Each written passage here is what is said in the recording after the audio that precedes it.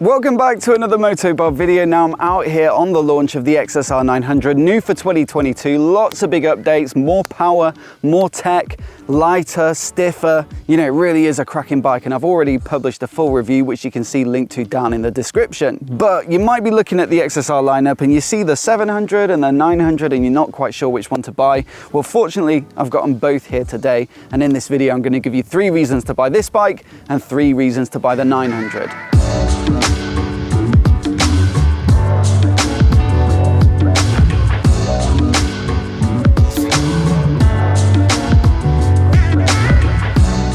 But before we get started, a massive thanks to Manscaped for sponsoring this video. They've got an awesome range of male grooming products, like their Lawnmower 4.0 body hair trimmer, but also shower gels, shampoo and conditioner, lip balm, ball wipes, deodorant, body spray, all of which they've sent out to me to test, and I've been loving them. But new in and ideal for the gentleman biker, they've just released their Boxers 2.0. It's super important to be comfy and unrestricted when you're on the bike, and so their anti-chafe flat lock seams, the anti-roll waistband, and the breathable perforated jewel pouch all make them a rider's dream. Now you can either buy them individually or save with a pack of 3, and they've also been kind enough to give me a 20% discount code for my viewers, plus free international shipping, which you can find down in the description below. So once again, a massive thanks to Manscaped for supporting the channel. Now the 900 might seem like the obvious choice for its extra performance and tech, but let me tell you about the 700 first, because it still has a lot going for it. I mean, it's been in the Yamaha lineup for a good few years now and it's still relatively unchanged, but why mess with a winning formula? It's based upon their modern looking MT-07 Naked, and that's one of their biggest sellers. Over 250,000 MT bikes have been sold in Europe since their introduction, and over half of those are the MT-07. The XSR takes the same chassis and engine, but it just adds a sprinkle of nostalgic styling for a more 70s inspired vibe. Personally, I find it a lot more appealing than the super modern edges of the MTs, and I don't think I'll be alone on that one. But at the core of it, it still gets the same CP2 689cc parallel-twin, and that's the real party piece of these bikes. 72 horsepower peak and 67 Nm of peak torque. Might not sound like a massive amount, but it's plenty lively enough to keep you entertained during spirited road riding. On top of that, the 270-degree crank gives it an aggressive growling soundtrack, which only enhances the experience.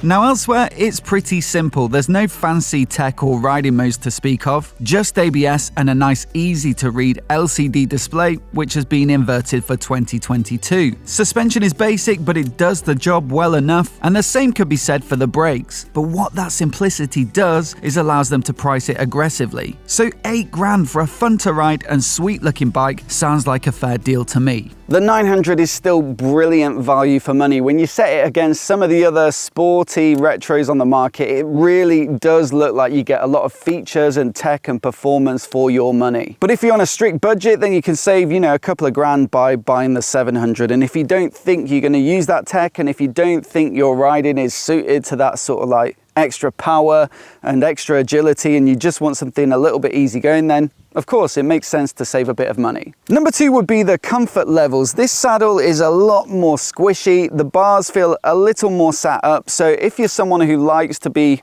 you know, more upright when you're riding, and if you do a lot of riding in town perhaps, where it's nice to be sat up and looking ahead at the traffic, then this is probably the one to go for. I think it's the one I'd rather be a passenger on as well. I mean, the seat isn't huge, but again, more cushioning and just a little bit more space, and so for me all round this is the more comfy bike. Number 3 would be if you're a new rider or a beginner and you want something nice and accessible and easy going. Much less power, so it's not gonna scare the life out of you. The handling is a little more relaxed and easy going. You don't have the same sharpness in the brakes, and so all in, it's a much more approachable bike to get on with. The other thing is, I don't think you get super bored too quickly with this bike if you're a beginner. 70 odd horsepower is enough to keep you entertained on the road, and it's still a really lively and engaging and fun engine engine, and there are plenty of more experienced riders that still thoroughly enjoy themselves on bikes powered by this engine. Be that the XSR, the MT-07, the Tenere, the Tracer 7, it really is a brilliant, torquey, versatile engine that suits all different riding styles. So a great choice for commuting and city riding and for novice riders, but clearly the 900 has some huge advantages. It's had a massive update for this year with enhancements in almost every area, most of which have been carried across from the MT-09, which was updated in 2021. When I rode that bike, I came away thinking it's pretty much the best bang for your buck when it comes to road riding, with loads of power, plenty of tech, good suspension and brakes, and a relatively comfortable riding position, all for the more than reasonable sum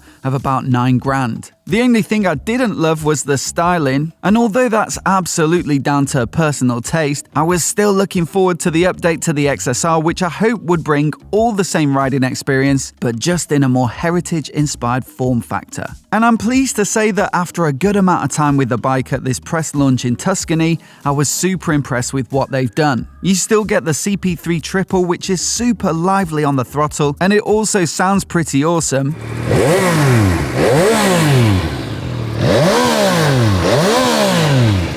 There's the new TFT dash, new riding modes and lean-sensitive rider aids. The frame is lighter and stiffer, the wheels have also shed some weight, all of which are updates from the MT-09. But they've also made some XSR-specific tweaks, like a lower seat and bars to make it a little more accessible, and they've also lengthened the swing arm to give it a touch more stability. And the result for me is an awesome bike to ride. There's way more power on this bike. It's nearly 120 horses, which makes it very powerful indeed for a retro. The 700 gets about 70 horsepower. It's enough to have good fun on the road, but I think if you're a more serious rider, you might even be thinking about doing track days and stuff like that, then this bike offers way more in terms of thrills. You've got fully adjustable suspension, so if you're looking for more performance and customizing it to the way you want it to feel, you can't really do that with the 700, but with this bike, there's plenty of adjustability. There's a better braking setup, so you've got twin 4-pot radially mounted calipers at the front and a Brembo radial master cylinder, so it feels really nice and crisp at the lever, and then new spin forged wheels, so they spin them around, heat them up, press them to make them super thin and light. I think they've saved 700 grams between the two wheels, but at the same time they're still plenty strong enough for road use, and it really is a bike that handles quickly and feels nimble and agile, and then there's lots and lots of power, plenty enough for the road. The 700 is a little more sedate, a little bit more easygoing and relaxed, and so